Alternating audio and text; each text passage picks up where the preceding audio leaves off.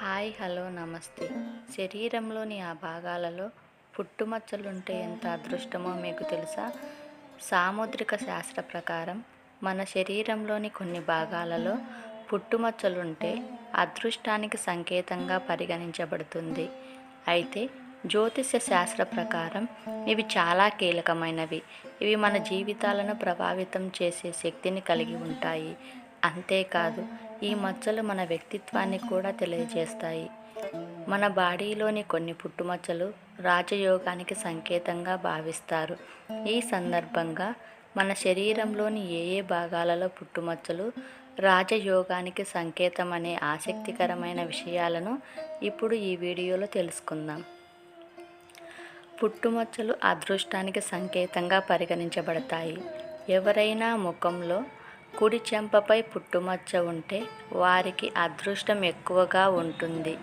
ఇలాంటి వ్యక్తులు అతి తక్కువ శ్రమతో గొప్ప విజయాలను సాధిస్తారు. ముఖ్యంగా 35 సంవత్సరాల వయసులో ప్రతి ఒక్కరూ విలాసవంతమైన జీవితాన్ని గడిపే అవకాశాలు ఎక్కువగా ఉంటాయి. తర్వాత ముఖ్యంగా పిలికిడి బిగించినప్పుడు అరచేతిలో పుట్టుమచ్చ కనిపిస్తే అలాంటి వ్యక్తులు జీవితాంతం ఎక్కువగా అంటే కావాల్సినంత డబ్బును సంపాదిస్తారు. మూడో పాయింట్, ఎవరి ముఖంలో అయినా ముఖం మీద పుట్టుమచ్చ ఉంటే వారు చాలా అదృష్టవంతులు. ఎవరికైతే ముక్కు కొన మీద పుట్టుమచ్చ ఉంటుందో వారు జీవితంలో సకల సౌకర్యాలు పొందుతారు. జీవితాంతం విలాసవంతంగా జీవిస్తారు. తర్వాత నడుం మీద పుట్టుమచ్చ ఉండటం కూడా అదృష్టానికి సంకేతంగా భావిస్తారు. ముఖ్యంగా మహిళలకు నడుంలో ఎడమ భాగంలో పుట్టుమచ్చ ఉంటే వారు కేవలం అదృష్టవంతులు మాత్రమే కాదు, వారి వ్యక్తిత్వం కూడా చాలా ఆకర్షణీయంగా ఉంటుంది. అదేవిధంగా పురుషుల నడుంలో కుడి భాగంలో పుట్టుమచ్చ ఉంటే చాలా అదృష్టంగా భావిస్తారు.